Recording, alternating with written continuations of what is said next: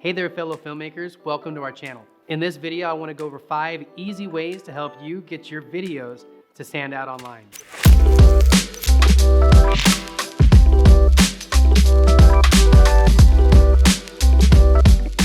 To start us off, write everything down before you even start making your video. Write down the outline. If you can sketch things out, create a shot list. As much pre-production as possible is gonna help you have a better video in the end. Change the perspective whenever you can. Literally change the way the video is looking at someone. Find different ways to have unique perspectives across the room. You know, if you're doing an interview, find different ways to have that interview be able to go close up, a wide shot, or even some type of profile look.